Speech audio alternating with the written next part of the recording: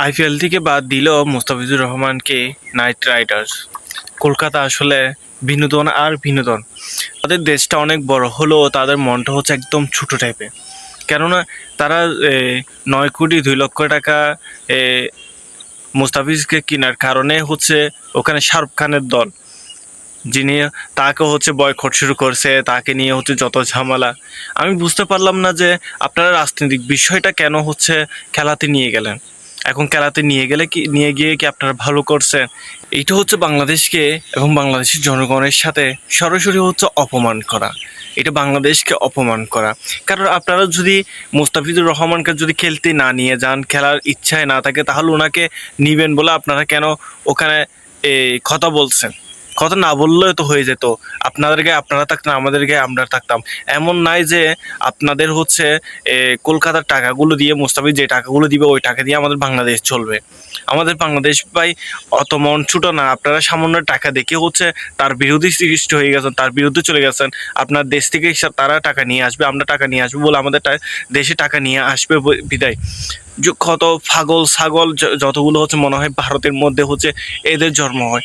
আমি বুঝি না হচ্ছে এদেরকে এরা গুমুত খেতে খেতে এদের মন মানসিকতা সেই রকম হয়ে গেছে ভাই। আপনারা যদি একটা ভালো সম্পর্ক চান, বন্ধুত্ব চান, আপনাদের তো যদি হচ্ছে মুস্তাফিজুর রহমানকে নিতেন তাহলে 18 কোটি মানুষ, 18 কোটি বাংলাদেশের জনগণ সবাই হচ্ছে ওই খেলাটা দেখে, আইপিএল খেলাটা দেখার জন্য বসে থাকতো। এখন কেউ দেখবে না। এখন আপনাদের বিজ্ঞাপন আবার আপনাদের পেছন দিয়ে পরোটা সিদ্ধ ডিম দিয়ে হচ্ছে ঢুকাই দিয়েছেন। এখন হচ্ছে যে বিশ্বকাপ খেলতে বাংলাদেশ ওখানে যাবে কিনা। আমি দেখলাম যে কালকে আসিফ নজরুল স্যার বলছেন, দেখছি যে ওখানে হচ্ছে খেলতে যাবে না বলে এরকম একটা কথা বলেছে। এখন দেখার বিষয় হচ্ছে, কারণ ওখানে না গিয়ে পাকিস্তানও খেলতেছেন, এখানে অনেক পাকিস্তান ওদের কারণে না গিয়ে হচ্ছে শ্রীলঙ্কাতে খেলতেছে না। তো আমরা ওই পথটা নিব আর কি, আমাদেরও পথ তো খোলা আছে, আমরাও হচ্ছে শ্রীলঙ্কাতে খেলবো। ভারতে যাওয়া তো দরকার নেই, কারণ তারা হচ্ছে আমাদের মুস্তাফিজুর রহমানকে হচ্ছে সুরক্ষা দিতে পারতেছে না। তাহলে হচ্ছে তারা আমাদের পুরো টিমকে কিভাবে তারা সুরক্ষা দিবে, এই প্রশ্ন কিন্তু থেকে যায়।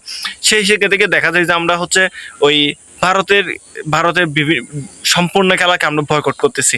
এবং ভারতের যদি আমাদের বাংলাদেশের নিউজ যদি ভারতের কোনো জিনিস খেলাটা যদি এখানে পরিবেশন করে এবং হচ্ছে কোনো কথাবার্তা বলে, তাহলে তাদেরকেও আমরা বয়কট করব।